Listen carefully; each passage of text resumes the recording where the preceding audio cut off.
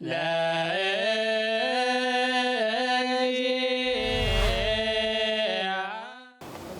አብ ወወልድ ወመንፈስ ቅዱስ አሐዱ አምላክ። የአባቶቻችን አምላክ እግዚአብሔር ስሙ የተመሰገነ ይሁን። እንግዲህ በመጀመሪያ ክቡር መምህራችን መጋቤ ሐዲስ የእንታ ኤፍሬም በደቡብ ጎንደር ደብረ ታቦር ከተማ በደብረ ብርሃን መድኃኔዓለም ወደሚገኘው የአራቱ ጉባኤ መጻሕፍት ምስክር ጉባኤ ቤት በሰላም እንኳን ደህና መጡ እያልኩኝ በመጀመሪያ ስሞትንና የሚያገለግሉበትን ቦታ የመጡበትንም ቢገልጹልን በቅድሚያ ማለት እፈልጋለሁ። በጣም አመሰግናለሁ። እግዚአብሔር ይስጥልኝ። እናንተም እንኳን ደህና ቆያችሁ። ኤፍሬም ተስፋ እባላለሁ። የሐዲሳት ትርጓሜና የቅኔ መምህር ነኝ። አሁን የማገለግለው በአዲስ አበባ ሀገረ ስብከት በብርሃናት ዓለም ጴጥሮስ ወጳውሎስ የቅዱስ ጳውሎስና ቅዱስ ጴጥሮስ ወቅዱስ ገብርኤል ቤተክርስቲያን ሰባኪ ወንጌል ሆኜ ነው እያገለገልኩ የሚገኘው። አሁን ለጊዜው አዲስ አበባ ነው በማደረኛነት እያገለገልኩ ያለሁት። እሺ፣ እግዚአብሔር ያክብርልን። በሁለተኛ ደረጃ የምጠይቀው ጥያቄ ወደ ደብረ ታቦር የአራቱ ጉባኤ መጻሕፍት ጉባኤ ቤት ለምን መጡ? ይህን ጉባኤ ቤት ለማየት የመጡበት ዋናው አንኳር ሀሳብ ወይም ዋናው ጉዳዮት ምንድን ነው? በጣም አመሰግናለሁ። እውነት ለመናገር አሁን ያለንበት ሁኔታ በተለይ ደግሞ በቤተሰብ ውስጥ ለሚያልፍ ማንኛውም ሰው ነፃ እንቅስቃሴ አይምሮ ቢፈቅድ እንኳን ወገን ጭምር አይፈቅድም፣ አስቸጋሪ ነው እንደተባለው።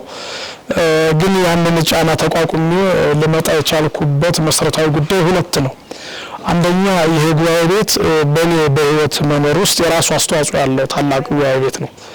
ከዚህ በፊት ከፍተኛ ህመም ገጥሞኝ በነበረበት ጊዜ ለኔታ ደውዬ ሰላም ለኪ እንዲደገምልኝ አድርጌ ከዛ ከደርሶብኝ ከነበረው የህይወት ጫፍ ከሆነ የህመም አደጋ እንዲፈወስ የረዳኝ ከዚህ ያሉ የንጹሃን ደናግላን የሆኑ አይምሮአቸው ያልተበከለ ደቀ መዛሙርት ዳዊታቸው ጸሎታቸው ስለነበረ ያን ጉባኤ ቤት ለማየት ጥንቱን ስመኝ ነበር ማለት ነው። በዛ ነባራዊ ሁኔታ ላይ ያለው ደግሞ በቅርቡ የኔታ መምህራን በጻ አዲስ አበባ ላይ ባዘጋጁት የዓለም አቀፍ መንፈሳዊ ስኮላርሺፕ መርሃ ግብር ላይ ያነሷቸው ሐሳቦች የኔታን ባምንባቸውም ባውቃቸውም ግን እንዲያው ከመደመም የተነሳ ሂጄ ካላየው አላምንም የሚል ስሜት ስለተፈታተነኝ ሐሳቡ ከዘልማዳዊ ወጥቶ ከዘመናዊነትም መጥቆ ከይታዎች ሁሉ ርቆ የመጣ ስለሆነ እዛ ቦታ ላይ እንዴት ቢመቻቸው ነው እንዲያው በቅንነትና በፍቅር እንዲሁም ደግሞ በበጎ ስሜት ብቻ የታሰበ ይሆን ነገ ይሄ ጉዳይ ዝሩ ሆኖ ይቀር ይሆን የሚል የውስጥ ጭንቀት ስለነበረብኝ ሂጄ ማየት አለብኝ ብዬ መጣሁኝ ማለት ነው። ምክንያቱም የኔታ ሲነግሩን ከ200 ዓለማት ከ150 ዓለማት የተለያዩ ደቀ መዛሙርትን አምጥቶ ሀገሩን ወዙን ቋንቋውን እንዲለምዱትና በእነሱ ስትራቴጂ ልክ በተዘጋጀ ሁኔታ እንዲማሩ ፕሮግራም ነድፈናል። እንዲያውም እርሳቸው ምንድነው ያሉን? ይሄን ፕሮግራም ነድፈን ወደ እናንተ ስንቀርብ ንድፍ ብቻ ይዘን አልመጣንም፣ የሀገር ውስጥ ተሞክሮ አለን አሉ። የሀገር ውስጥ ተሞክሮ ምንድነው ብለን ስንጠይቃቸው የኔታ ከ21 ቋንቋ ተናጋሪ የተለያየ አካባቢ ተወጣጡ ደቀ መዛሙርትን በኮርስም በትርጓሜም እያስተማርን ያለንበት ሁኔታ ያስመረቅናቸውም ጭምር መኖራቸውንና ተሞክሮውን አይተን አረጋግጠን ነው ወደ ዓለም ያሰፋ ነው የሚል ሐሳብ ሲያነሱ እንግዲህ እኔ በኢትዮጵያ ውስጥ ያው ተንቀሳቀሻ አገለግላለሁ። ከደቡብ እስከ ምዕራብ ከምስራቅ እስከ ሰሜን ባለው እንቅስቃሴ ውስጥ በተለይ ከአማርኛ ቋንቋና ከትግርኛ ቋንቋ ተናጋሪ ውጪ ያለው የኢትዮጵያ ክፍል የክርስትናው መሰረት የነበረው ማይበረሰብ ጭምር የተረሳው ስሜት ስላለው የሊቃውንት ጥረትም ስለገጠማቸው ብዙዎች ወደ መናፍቅነት የአማኒነት የተወሰዱ ብዙዎች ስለሆኑ ያን የሚመልስ ፕሮጀክት ሳይ የውስጥ ቁጭት ነበረብኝና በኔታ በኩል ታስቦ ሳይ ሂጄ ማረጋገጥ አለብኝ ብዬ መጣሁኝ ማለት ነው። እግዚአብሔር ፈቅዶ እዚህ መርሃ ግብር ላይ በዚህ ደርሻለሁ። እንግዲህ ያ ለዚህ ፕሮግራም በዚህ መንገድ መጣሁኝ ማለት ያው ፕላን ስሰራ ሌሎችንም እኔም እዚህ መታ በመምጣት ማገኘው በረከት አለ። የኔታን በማግኘቴ የማገኘው በረከት አለ። እንዲሁም ደግሞ ጎንደር አካባቢ የኔታ ሊቀ ሊቃውንትንም ጠይቄ ሌሎችንም ጓደኞችን ማያቸውን ተመልክቼ መለሳለሁ የሚለውን ዳብል መርሃ ግብር ይዤ ወደዚህ ቦታ የመጣሁት ማለት ነው እና የአመጣጤ ነባራዊ ሁኔታ ይህንን ይመስላል። እሺ መልካም። እንደተባለው የዚህ ጉባኤ ቤት ወደ በቋሚነት 66 ደቀ መዛሙርት አሁን እያስተማረ ይገኛል። በውጭ በራሳቸው ከሚማሩት አንጻር ደግሞ ወደ 73 አካባቢ የሚሆኑ ናቸው በአጠቃላይ በድምሩ ማለት ነው። ከነዚህ መካከል እንግዲህ ሌላ ቋንቋ ተናጋሪ ከሆነ በተለይ እስከ 20% ድረስ ያው ፈተና አለው ይታወቃል። 20% በቋንቋ ብቻ እንኳን እየሰጠው ይገባል እና ይህ አይነት ጉባኤ ቤቱ የበለጠ አስፍቶ እንዲሄድበት ይፈልጋሉ ወይስ እንደው በዚህ በኩል ምን የሚሉት የሚጨምሩት ነገር አለ? አሁን ሌላ ቋንቋ ለምሳሌ ከትግራይ ከሆነ ወይ ደግሞ ኦሮሚያ አካባቢ ቋንቋ ተናጋሪ ከሆነ የ20% እንዲህ ይሰጠዋል ጭማሪ ማለት ፈተናዎች ከ50 በላይ ካመጣ ያልፋል የትኛውም ግን 50 አምጥቶ ወይንም 40 ምናምን አምጥቶ የቋንቋ የሚያውቅ ከሆነ ለሱ በልዩነት ደግሞ የ20% ይሰጠውና አልፎ ምክንያቱም ነገ አልፎ እዛ ቦታ ላይ ሄዶ ወይ ትግራይ ሌላ ቦታ ላይ ሄዶ ሌላ ሰው ቋንቋውን እስከሚለም ድረስ ከምንለፈው እሱን ሰው አሰልጥኖ የመሄድ ርዕይ ይዞ እያገለገለ ይገኛል ወይም ጅማሮቹን እያደረገ ይገኛልና በዚህ ዙሪያስ ምን ይላሉ? እኔ በጣም ነው የገረመኝ። ለምሳሌ መንግስት ወደ ዩኒቨርሲቲ ማለፊያ ነጥብ ላይ ለታዳጊ ክልሎች ብሎ አነስተኛ ውጤትን ይፋ ያደርጋል ማለት ነው እና አርብቶ አደሮች የሚበዛባቸው አካባቢዎችና ከመሀል ሀገር ያሉትን እኩል አይደለም ፈተና ላይ የሚፈትነው ማለት ነው። ያ ብቻ አይደለም፣ በወንዶችና በሴቶች መካከል በራሱ ተመሳሳይ ውጤት ቢኖራቸው ደረጃ ቅድሚያ የምትወስደው ሴት ናት። ለምን? በሴት ልጅ እንቅስቃሴ ውስጥ ብዙ ከትምህርት የሚያደክሙ የተፈጥሮ መርሃ ግብሮች ስላሉ ያንን ለመካስ እንደሚደረገው ሁሉ በቋንቋ አማካኝነት በቋንቋ ጥረት ብዙ ምዕመናንን አጥተናል። ይህንን አስተያየት አድርጎ 20%ቱን የቋንቋ መስፈርት አድርጎ ለምዕመናን ተደረሽ እንዲሆኑ ሊቃውንትን ማፍራት ይሄ ሀሳብ ከምን ነው የመነጨው ሲባል የኔታ በአካል ለማያውቃቸው በአይነ ህሊና ግን ለሚያውቋቸው እንዲሁም ደግሞ በአካል ጭምር በአገልግሎት ላዩዋቸው ሌላ ቋንቋ ለሚናገሩ ምዕመናን ያላቸው ቦታና ውስጣቸው በዚህ ስሜት የተነካ መሆኑን በመረዳት ልጆቻቸው ደርሰው እንዲያስተምሯቸው አንዳንድ ጊዜኛ ከመሀል ሀገር ተነስተን ሄደን ቅንነቱ እንኳን ቢኖር የማገልገል ፍላጎቱ እንኳን ቢኖር የገጠሩ ወይም የመሀል ሀገሩ ካህን ታቦት ተሸክሞ መከራ ተቀብሎ ቤተክርስቲያን ቢያቀናም ባነጋገር ነባራዊ ሁኔታ ባለመደማመጥ ብዙ ምዕመናን እንደጠፉ ለኔታ የተገለጠ ስለሆነ አይምሯቸው በደንብ የተረዳው ስለሆነ እና ምዕመናንን ተደራሽ ለማድረግ ነው ይህን መስፈርት ያወጡት። ትክክለኛ አስደናቂ ዘመኑን ያወጀ ነው። ምክንያቱም የሐዋርያት የአገልግሎት መለኪያቸው በራሱ አንዱ ቋንቋ ነበረ። ለዚያ ነው ናምሩድ ዘመን ወይም በህንፃ ሰናወር ምክንያት ዓለም የተለያየበት ቋንቋ በሐዋርያት የወንጌል አገልግሎት ስምሪት ምክንያት ግን ዓለም አንዱ ሆኖ የክርስቶስ ልጅ ሆኖበታል። የኔታም ታሳቢ ያደረጉት ያን መመለስ ነውና በብዙ ቋንቋ ማስተማር የቤተ ክርስቲያን የመጀመሪያዋ የስርጭት አገልግሎት ሙከራዋ በራሱ በዛ ላይ የተመሰረተ ስለነበረ በጣም ነው ያስደነቀኝ። ከሁሉ በተለየ ለኔ የእርካታ ምንጭ እዚህ ጉባኤ አግኝተው ያለው የእርካታ ምንጭ ምንድነው ብትሉኝ እንደ አንደኛ ደረጃ የምጠቅሰው ክፍል ይሄ ነው ማለት ነው። እሺ ሌላኛው እንግዲህ መልካም ከመጡ በኋላ እንግዲህ ብዙ ሀገር አቆራርጠው ነው የመጡት። ከአዲስ አበባ እንደመጡ ነግረውናል።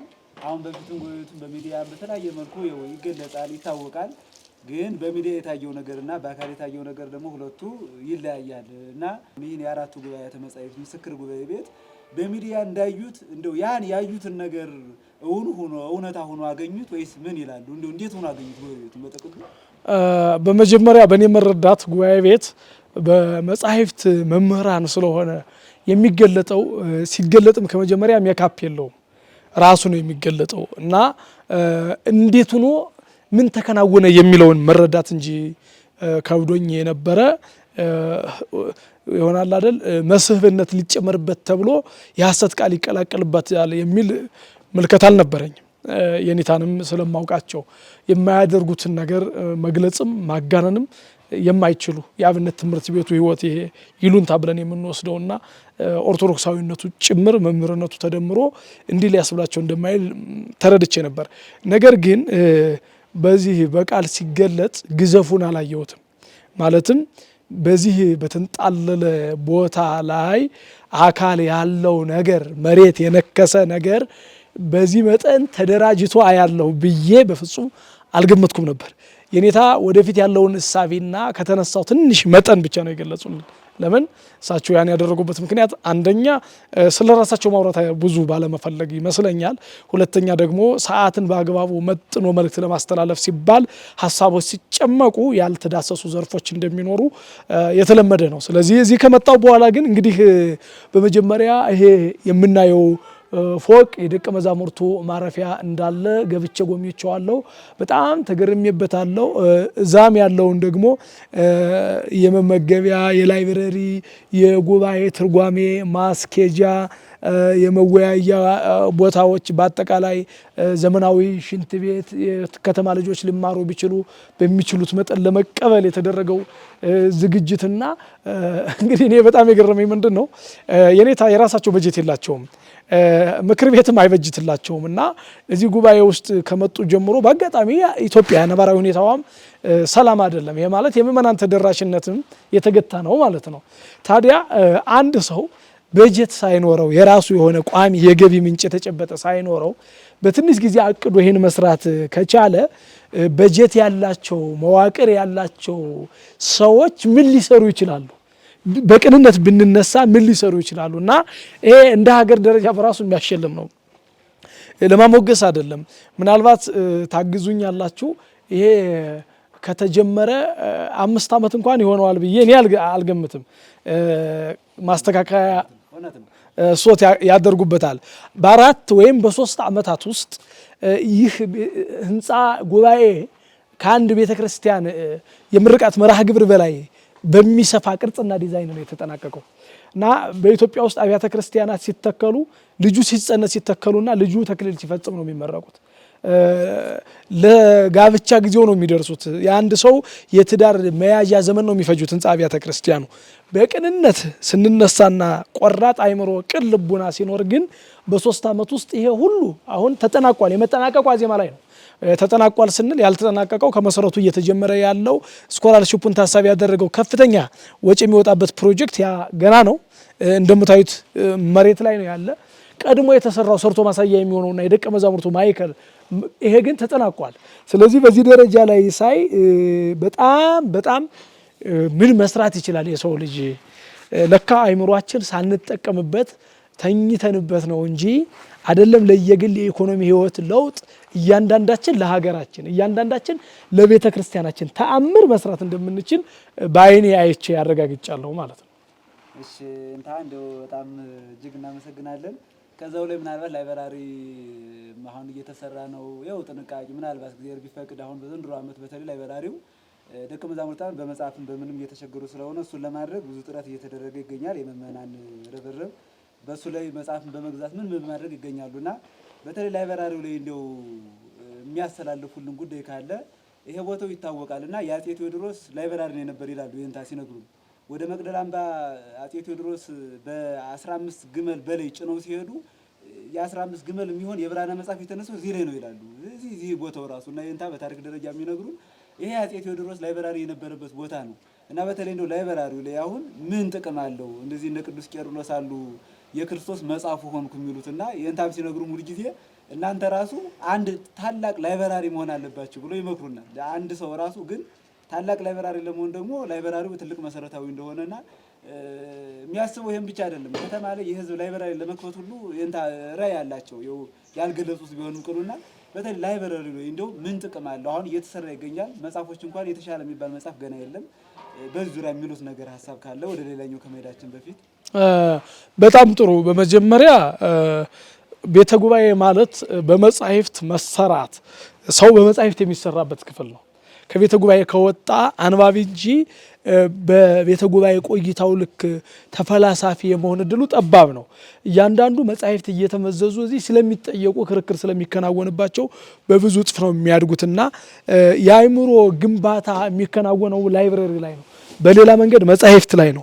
ስለዚህ ወደ መልእክት ሲሄድ እኔ ኦርቶዶክሳዊን ብቻ አይደለም። ለምሳሌ በላይብረሪ ውስጥ ቁርአን ያስፈልጋል። ፕሮቴስታንቱ የጻፉት መጻሕፍት አይነቶች ካሉ ያስፈልጋል። ሊቃውንቱ ለሚፈልጉት ይጠቀሙበት። ግን እነርሱ በራሳቸው መልእክታችን ተደራሽ እንዲሆንልን እንፈልጋለን ብለው የሚያስቡ ከሆነ እውነት ለመናገር በቅንነት መጻሕፍቶቻቸውን ለዚህ ላይብረሪ መስጠት አለባቸው ብዬ ነው የማስበው። ቁርአን የጻፉ ሰዎች ራሱ ይዞ መምጣት አለባቸው። ሊነበብላቸው ነው። ሊቁ አንብቦ ለምን ይጠቀምበት የሊቁ ውሳኔ ነው። ግን ቃሉ እንዲደመጥላቸው የሚፈልጉ ከሆነ የሚያምኑበት ዘርፍ ማለት ነው እንዲታይላቸው የሚፈልጉ ከሆነ የአይሁድ መጻሕፍት ደራሲዎች ካሉ አምጥተው መስጠት አለባቸው። የቁርአን መጻሕፍት ደራሲዎች ካሉ አምጥተው መስጠት አለባቸው። ያ መጽሐፍ እዚህ ያሉት ሊቃውንት ያበጥሩት ያንጠጥሩት በገባቸው በተረዳቸው ልክ ይወቁትና አንድ ሃይማኖት ብሎ ሰው በራሱ መርህ እንኳን መስርቶ ሲንቀሳቀስ ትልቁ ዓላማው ያንን ማስተዋወቅ ከሆነ መጻሕፍቶቻቸውን አምጥተው ሊሰጡ ይገባል። ለኦርቶዶክሳውያን ብቻ አይደለም የኔ መልእክት ማለት ነው። ጸሐፊ የሆነ በሙሉ መጻሕፍቶቻቸውን ሊሰጡ ያስፈልጋቸዋል ማለት ነው። ሊታይላቸው ያስፈልጋል። ተደራሽ ሊሆንላቸው ያስፈልጋል። ሊቃውንቱ የሚጠቀሙበት እነሱ ነው መምረጥ ያለባቸው። ሰው እንጀራ አምጥቶ ይሰጣል። በወጥ ይብላው፣ ደረቅ አድርጎ ይብላው፣ ወይም ደግሞ የወጥ አይነቱን በመረጠው ስራ ያ የተመጋቢው ምርጫ መሆን የሚችልበት ሁኔታ ስላለ ማለት ነውና ባጭሩ ከዚያ በመቀጠል ኦርቶዶክሳውያን ምእመናን ግን የላይብረሪ ጥሪ በሚደረግበት ጊዜ ይሄ ቤተ ጉባኤ ስለ ላይብረሪ ጥሪ በሚያደርግበት ጊዜ ያንተራሳቸዋቸው መጻሕፍቶቻቸው ጭምር ነገ ልጆቻቸው ቸግሯቸው ሽጠዋቸው መርገምም እንዳይሆን ጭምር የእግዚአብሔር ቃል ያለባቸውን መጻሕፍቶች የታላላቅ ሊቃውንት ውስጥ ልጆቹ ናቸው። የአባቶቻቸው መጻሕፍት በእጆቻቸው የሚገኙ አዳዲስ መጻሕፍቶችን ገዝታችሁ በቤታችሁ የደረደራችሁ በሙሉ ተደራጅታችሁ መጥታችሁ ይህንን የላይብረሪ ክፍል ዓለምን የሚያስደምም የመንፈሳዊም የስነ ልቡናም የስነ አእምሮም የትርጓሜም የድርሳነ ቄርሎስ የሃይማኖት አበው የሐዲሳት የብሉያት የልብ ወለድ ሁሉ እውቀት ማዕከል ማድረግ አለብን የሚል አጭር መልእክት ማስተላለፍ ፈልጋለሁ። እሺ እንታ ክብር ያድርልን። ሌላኛው እንግዲህ በመጀመሪያው አካባቢም እንደጀመሩት ይሄ ጉባኤ ቤት በጣም ልዩ ከሚያደርገው መካከል የዓለም አቀፍ ጉባኤ ቤት መጀመሩ ነው። ስኮላርሺፕ ተብሎ የሚጠራው ማለት ነው። ይህ ዓለም አቀፍ ትምህርት ቤት እንግዲህ በአዋጅ ደረጃ ወይም በእቅድ ደረጃ የተቀመጠው በአንድ ጊዜ 150 ተማሪዎችን ይቀበላል ነው። ያም ማለት ለመጀመሪያ ጊዜ ነው። እየቆየ የሚያድግበት አጋጣሚ ይኖራል። ለመጀመሪያ ጊዜ ግን ከ150 ሀገራት ለምሳሌ ከደቡብ አሜሪካ አንድ፣ ከሰሜን አሜሪካ እንደዚህ እያለ እየቆጠርን ከ150 ሀገራት ከኢትዮጵያ ውጭ ከሆኑ ነው ከ150 ሀገራት እነዚህን ሰዎች ማምጣት ነው የሚያስበው እና እነዚህ ሰዎች አምጥቶ ደግሞ እነሱ በሚጠብቁበት ልክ ማለት አሜሪካዊ ከሆነ ልክ የአሜሪካ አኗኗር እርሱን ተመጅቶት ቀስ እያለ ራሱ ወደ አብነት ትምህርት ቤት ያኗኗር ዘዬ ይግባ እንጂ ራሱን በሚመቸው ወይም ራሱን በኖረበት እንደ አስፈላጊነቱ ሁኔታ አስተምሮ ለመላክ ይፈልጋል። እየሰራ ያለውም እሱ ነው። በባለፈውም ወደ እቅድ አድርጎ አዲስ አበባ ላይ ጉባኤ ተደርጎ የቅድም መጀመሪያ ላይ ያነሱት ሀሳብ ላይ ጉባኤ ተደርጎበት የነበረውም እሱ ነው። ዓለም አቀፍ ይሄ እኔ እንደው ወይም ከልጅነት አንጻር ካለማወቅ ካልሆነ በቀር በኢትዮጵያ ደረጃ እንደ መጀመሪያው ነው ብለው የሚያሳፍር አይደለም። የሆነ ቅዱስ ያሬድ ሌሎችም የኢትዮጵያ ቤተክርስቲያን በኢትዮጵያዊ ትምህርት ስኮላርሺፕ ተብሎ በራሷ መስመር ቢኖርም ቅኑ ግን እንዳሁኑ ይሄን ዘመኑን የዋጀ ጊዜውን የዋጀ የመጀመሪያ ይመስለኛል። እኔ እንደው በእኔ በኩል እስካሁን ማውቀው ስለሌለ ማለት ነው። ይሄ ምን ጥቅም አለው ለኢትዮጵያም ለሌሎቹ ዓለምም እንደ ደብረ ታቦር ለከተማው ራሱ ምን ጥቅም አለው ብሎ ያስባሉ? በጣም አመሰግናለሁ። በመጀመሪያ እንዲያው ከዚህ በፊት በመጣንበት ህይወት ሁሉም የአብነት ትምህርት ቤት የተማረው ደቀ መዛሙርት በስኮላርሺፕ ነው የተማሩት። በነገራችን ላይ ምን አይነት ስኮላርሺፕ ያልን እንደሆነ ግን ጉባኤ ስኮላርሺፕ ማድረግ ሳይሆን ቤተ ጉባኤ ራሱ ስኮላርሺፕ ተደርጎ ነው የተማርነው። ለምን የእናቶቻችን ነፃ የልመና እንጀራ ስኮላርሺፕ ነበረ ማለት ነው በእያንዳንዳችን ቤት። ይሄ ግን እኛ ራሳችን ሌሎችን የምናስቸግርበት እንጂ ሌሎችን የምንሸከምበት መርህ አልነበረም። ይሄ የኔታ እንዳሉት የመጀመሪያ ነው ሲሉ የሚያሳፍር ሳይሆን በጣም የሚነገር እውነታ ነው። ለምን ጉባኤ ቤት ራሱ እርዳታ ጠይቆ በራ አንኳኩቶ በምእመናን ነፃ ስኮላርሺፕ ሰጪነት በኩል የሚመር ሊቅ እንጂ ስኮላርሺፕ የሚሰጥ ጉባኤ ቤት ኑሮ አያውቅም። በኢትዮጵያ ታሪክ ውስጥም ኑሮ አያውቅም እንደዚህ በጉባኤ ቤት ደረጃና ይሄ የመጀመሪያ ህሳቤ ነው። በጣም የሚያስገርም የሚያስደንቅ ህሳቤ ነው። ከጥቅም አንጻር በአብዛኛው የኔታ በተለያየ ጊዜ ስለገለጹት እንዲያው ያን አረፍተ ነገር መድገም እንዳይሆንብኝ የመጀመሪያ ሰሞኑን አይታችሁ ከሆነ አንድ ስፒድ መሰለኝ የሚባል አሜሪካዊ ዩቲዩበር ተጠቃሚ ኢትዮጵያ ውስጥ መጣና እንዲያው ከስነ ምግባራችን ከስነ ባህላችን ይጣጣምም አይጣጣምም ሀገር ያስተዋውቅልናል ተብሎ እንዴት እንዳሸረገድን እንዴት ጠብ ርግፍ እንዳለ ከተማው በሙሉ ተመልክተናል። አንድ ሰው መጥቶ ማለት ነው። አንድ ሰው መጥቶ እንዲህ ጠብ ርግፍ የምንል ከሆነ ሀገር ለማስተዋወቅ 150 ዓለማት ላይ የመጡ ሰዎች ስለ 150ዎቹ ሁሉ በየራሳቸው ግንዛቤና መረዳት እዚህ ሀገር ተምረው ኢትዮጵያን አጥንተው ወጥተው መጻሕፍቶቻቸውን ጽፈው በቃላቸው ተናግረው የኢትዮጵያን ስነ ልቡና ባህል የህዝቡን አኗኗር ጀብድ ለዓለም ሲያዳርሱ ይሄ አምባሳደሮቻችን ሁሉ ተደምረው ያላመጡትን ኢትዮጵያን በዓለም የማንጸባረቅ ስራ ይሰራሉ። የመጀመሪያ ማለት ነው። በመቀጠል መታሰብ ያለበት እነሱን የሚጠይቁ ወገኖችም ይመጣሉ። እነዚህ እያንዳንዳቸው እዚህ ባዩት ነገር አስተሳሰብ ተደመው ወጥተው በመጽሔት በጋዜጣ የሰለጠነ ዓለም ውስጥ ስለሚኖሩ ቃለ መጠየቅ አድርገው በዓለም አቀፍ ሚዲያዎች ተደራሽ ሲያደርጉት ሀገሪቱን በዓለም ላይ ኢንቨስት ማድረግ መግለጥ ማለት ነው። ይሄ መንግስት ብዙ ሳይደክምበት በተለይ የትኛው መንግስት ሲባል የትኛው መንግስት ይሁን ሀገር የሚመሩ ሰዎች ራሱ ብዙ ሳይደክሙበት ስለ ሀገራቸው ኢንቨስት የሚያደርጉበት ታሪክ የሚሰራበት ክፍል ነው ማለት ነው።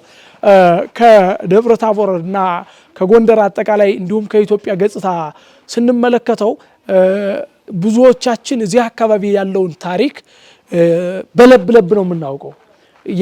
የሀገሪቱ የታሪክ ልብ ግን ያለው ደብረ ታቦር ላይ ነው። በእኔ መረዳት እቴጌ ጣይቱን እንኳን ብንወስድ ከአክሱም ከአገው ከጎጃም አማርኛ ተናጋሪ ከጎጃም አገው ከሸዋ ከጎንደር ከወሎ እዛ ጥልቅ ከሆነ የዘር ሐረግ ውስጥ ተወጣጥታ ኢትዮጵያ ነጠብጣብ አርፎባት እንዳንድ ስነ ስዕል አንድ ቅርጽ ይዛ የተገለጠችው በብርሃንነት ደብረ ታቦር ኢየሱስ ላይ ነው። ይሄ ማለት ምን ማለት ነው? የመላው ኢትዮጵያ ታሪክ ራሱ ውልደቱ እዚህ ላይ ነው የሚገኘው ማለት ነው። የታሪክ ዝማኔያችን የኢትዮጵያ አንድነት የተጸነሰው ራሱ እዚህ ደብረ ታቦር መድኃኔዓለም ላይ ነው። ስለዚህ ምንድነው ነጮቹም ይሁኑ ጥቁሮቹ ተመራማሪዎች በሙሉ ያን ነገር እንዲያገኙ ትልቅ እድል ስለሚከፍት ሊያጠኑ የሚመጡ ሰዎች ሆዳላቸው ይበላሉ፣ ምግብ ይገዛሉ ማለት ነው። ይደክማቸዋል፣ ያርፋሉ፣ ቁሞ ያድሩም፣ አልጋ ይይዛሉ ማለት ነው። እነዚህ ሰዎች ቡና ሻይ ይጠጣሉ ማለት ነው። እነዚህ ሰዎች ያ ብቻ አይደለም። የአካባቢው ከተማ እንደ ልዩ ደግሞ ከተማው በራሱ ዓለም አቀፍ ገጽታ ያገኛል በእነሱ በኩል። በዚያ መካከል ደግሞ መጋቢያት አንስት ወይም ልጆች ሴቶች የሚመገቡ ሴቶች ይመደባሉ፣ የሚረዱ ወንድሞችም ይመደባሉ። በዚያ መካከል ደግሞ እነዚህ ከተሻለ ዓለም የሚመጡት ሰዎች በራሳቸው ኢኮኖሚ ጭምር የሚፈልጉትን መርጠው መጠቀም ሲፈልጉ ለነሱ ተብሎ የሚከፈቱ ሱቆች ይኖራሉ። ድሃዎች ሱቅ ከፍተው መሸጥ ይጀምራሉ ማለት ነው። ስለዚህ በአጠቃላይ ይሄ አብያተ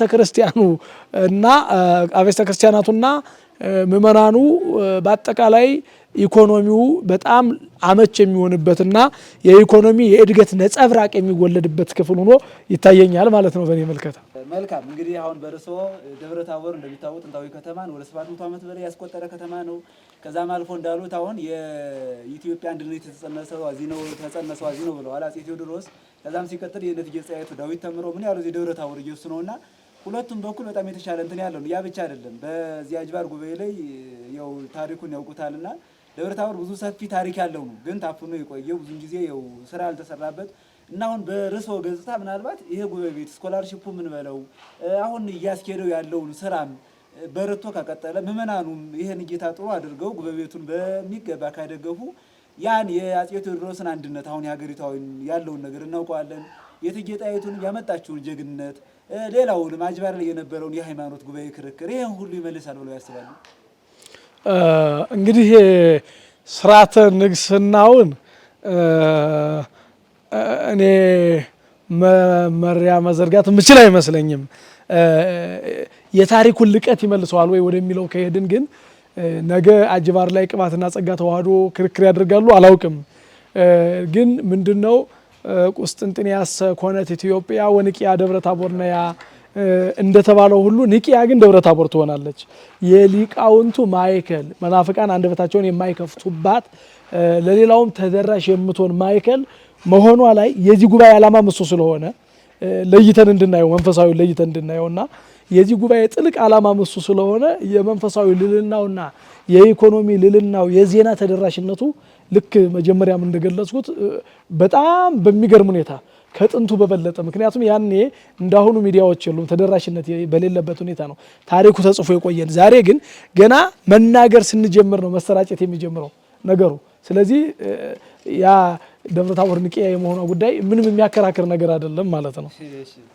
እሺ እንታየ መልካም ጊዜ ያክብርልኝ። ሌላኛው እንግዲህ እንደው ባሉ መረጃዎች ምናልባት ከየንታ ጋር በጎንደር መድኃኔዓለም መንበረ መንግስት የየንታ ጌታው ሊቀ ሊቃውንት ዕዝራ ሐዲስ ከሳቸው አብራችሁ ስትማሩ እንደነበረ ጓደኛሞች እንደሆናችሁ እንዲሁም በጣም በልዩነት መልኩ በጣም የውስጥ የሚባል አለ አይደለ? በጣም የውስጥ ጓደኛሞች እንደነበራችሁ በትምህርት ደረጃ በተማሪ ቤት ሁሉም ጓደኛ ቢሆን ግን ደግሞ በበለጠ በጣም በልዩነት የሚታይና አንዳንድ የማይወጡ ሚስጥሮች ሁሉ ማውጣት የሚቻልበት አጋጣሚ የጓደኛነት ፍቅር ይኖራል በጉባኤ ቤት ሁሉም ጓደኛ ቢሆንና ከሳቸው ጋር በዚህ መልኩ አብራችሁ ያደጋችሁ እንደሆነ መረጃ አለኝና እንዴት ነው ጊዜያችሁ ያሳለፋችሁት? የእንታና ርሶ በምን መልኩ ነው ዛሬም ስትገናኙ በጣም በልዩነት ምን ያላችሁን እንትና አይተናልና እንዴት ነበረ ያደጋችሁት? የጓደኝነታችሁ ፍቅር እንዴት ነበረ የሚለውን ነገር በጣም ጥሩ። በመጀመሪያ የኔታም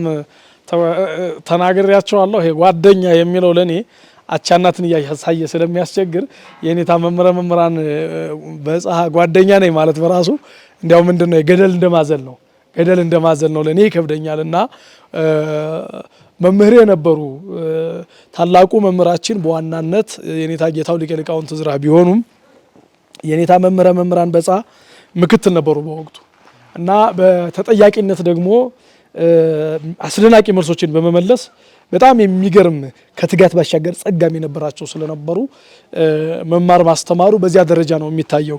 ከዚህ አልፎ ግን እንደተባለው የኔታ ሰው እንዲናገር ይፈልጋሉ፣ ሀሳብ ይመዝናሉ፣ ማቅረብ ይፈልጋሉ።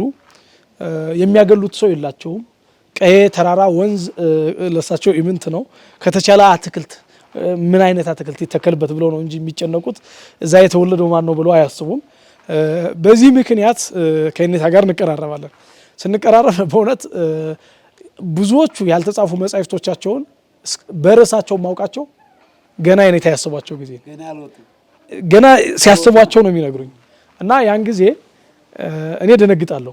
የምደነግጥበት ምክንያት ምንድነው? አንዳንዴ ልክ ሌላ ወዳጅም በአጋጣሚ ሰምቶት መጻሕፍት ስርቆት ይከናወን የለ በዘመናችን እንዲያው እንዲሁ ሆኖ ማዝንበት ጊዜ ይመጣ ይሆን የምደነግጥበት ጊዜ ይመጣ ይሆን ብዬ ሁሉ አዝናለሁ።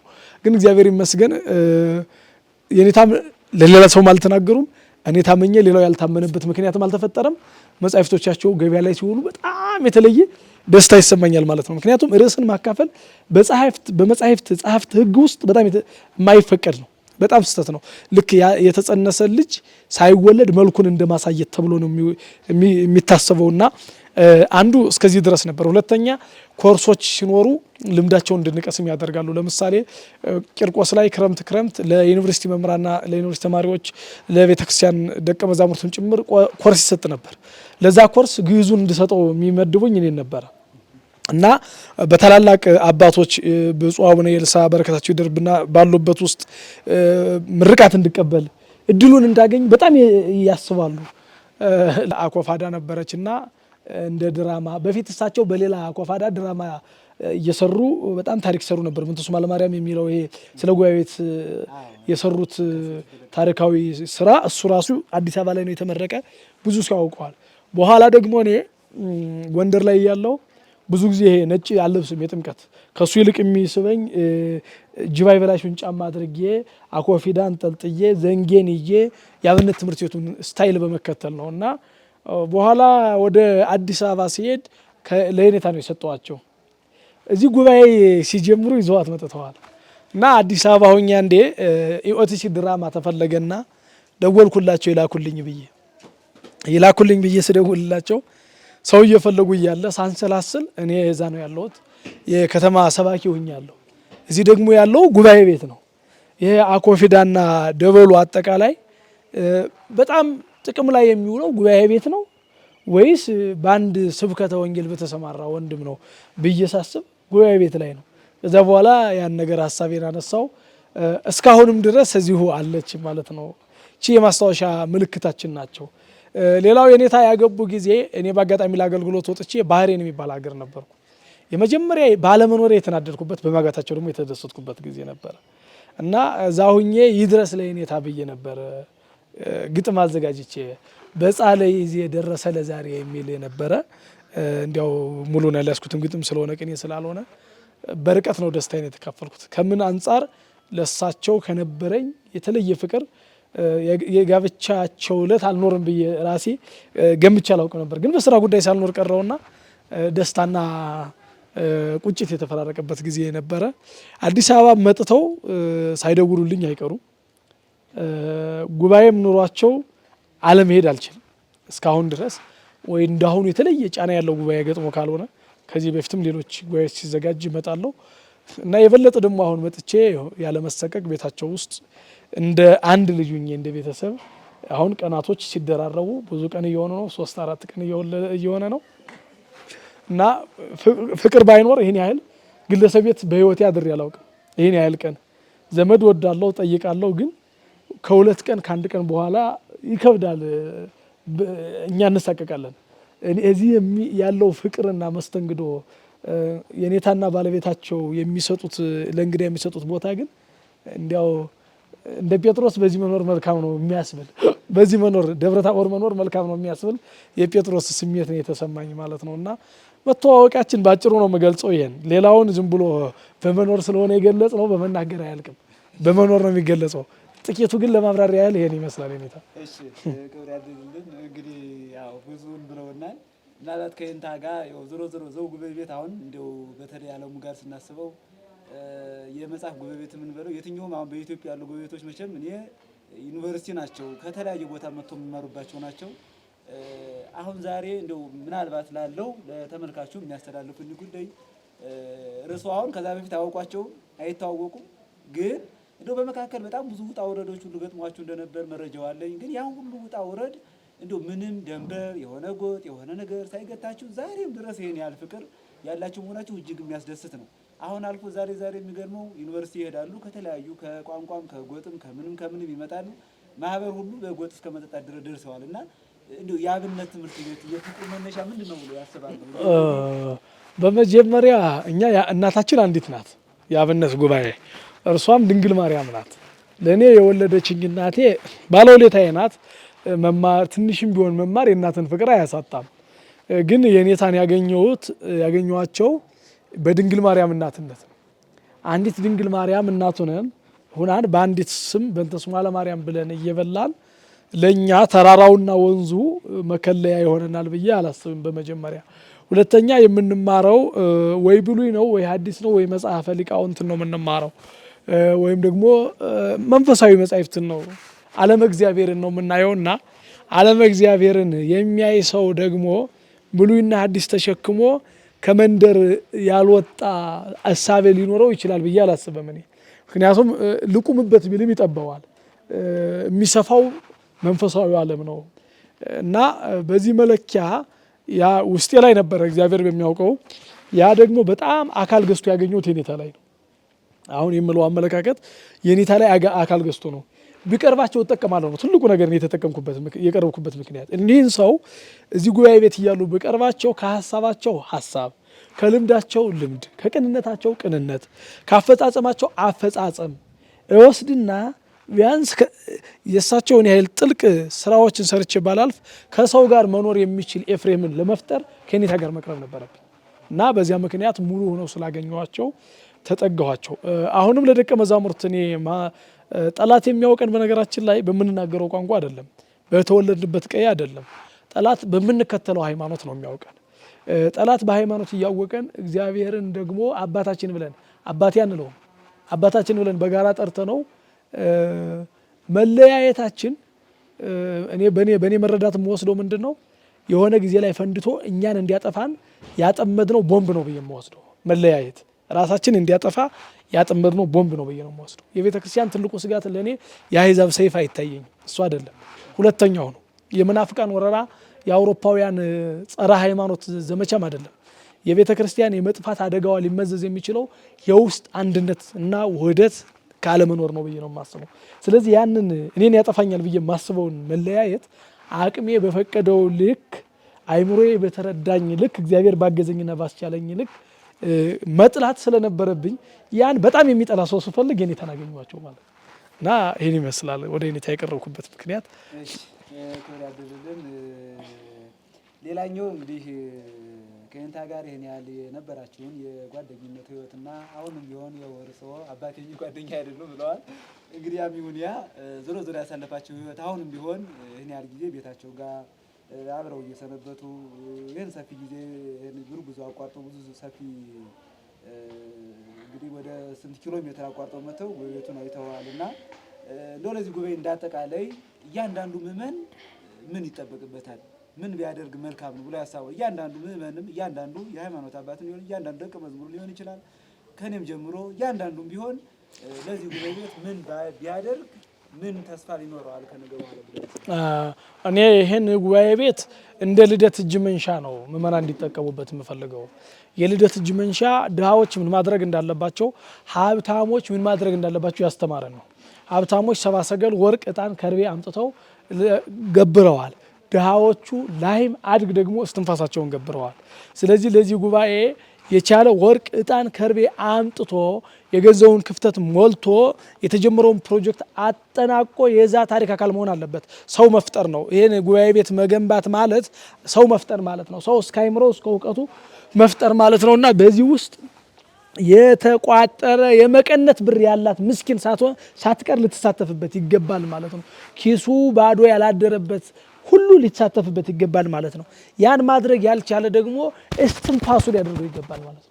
እስትንፋሱ ሊጠብቀው ሊንከባከበውና የኔ ነው ብሎ ሊይዘው እስትንፋሱ ሊያደርገው እንደ ሰባ ሰገል እስትንፋሱን ሊገብርበት ያስፈልጋል ማለት ነው። ያ ማለት ነው ፍቅሩን፣ ድጋፉን፣ ምክሩን፣ ሀሳቡን፣ ጉብኝቱን፣ ሌሎችን የመቀስቀስ ስራን በመስራት አስተዋጽኦ ማድረግ ያለበትና ኢትዮጵያውያን ይህ እድል እንዲያመልጠን እድል ከሰጠን በጣም የዋሆች ነን እና አጼ ቴዎድሮስ ዘመኑን በመዋጀት ሳይሆን ዘመኑን በመቅደም ብዙ ነገር ጥረው በወቅቱ ስላልተዳዳናቸው ካለፉ በኋላ ጀግናችን ብለን ሐውልታቸውን ቀርጸን ሰርተን በየከተማው ሲዘፈንላቸው ሲደመቅላቸው ይውላል።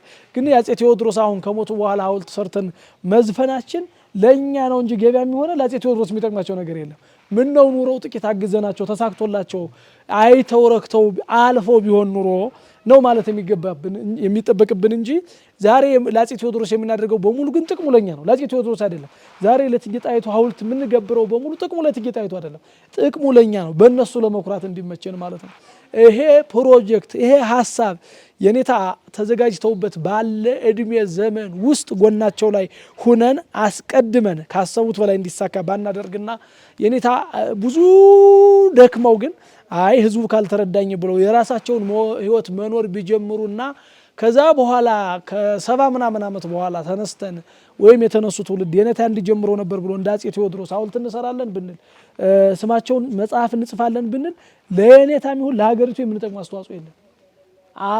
አሁን ካለፈው ዘመን መማር ያስፈልገናል ለማለት ነው። ስለዚህ ሁላችን ድርሻችን ማድረግ ይኖርብናል ለማለት እፈልጋለሁ። ኢትዮጵያውያን ወገኖቻችን የቻላችሁ መጥታችሁ እዩት፣ በቅርበት ያላችሁ ተረዱት። የአካባቢው ሰዎች እንደ ልዩ ሀብታችሁ እንደ እስትንፋሳችሁን ገብራችሁ ጠብቁት። ከርቀት ያላችሁ ምእመናን ደግሞ አቅማችሁ የፈቀደላችሁን ሁሉ አድርጋችሁ ትውልድ በመቅረጽ ቤተክርስቲያንን እንታደግ። የሰብና ግንባታ ማዕከል የሆነውን መንፈሳዊ ስኮላርሺፕ የህንፃ ግንባታ አጠናቀን የምርቃቱ ቀን እንገናኝ ማለት ፈልጋለሁ። አመሰግናለሁ። እሺ እንታ ክብር ያድልልን። እንደው ቀረ የሚሉት ሀሳብ ካለ ጠቅላላ አድርገው እያጠቃለል ነው። ማጠቃለያ ማለት ቀረ የሚሉት ካለ የሚያስተላልፉት መልእክትም ካለ ለእኛ እዚህ ላለነውም እንደው በአጠቃላይ ለሚያዩትም የሚሉት መልእክት ካለዎት የመጨረሻ እዚህ ላይ ለምትኖሩ ደቀ መዛሙርት መምህራን የተለየ ሀሳብ የለኝም። የኔታ ልጆች ናችሁ፣ እድለኞች ናችሁ። ነገር ግን ተጠቀሙበት ጊዜውን።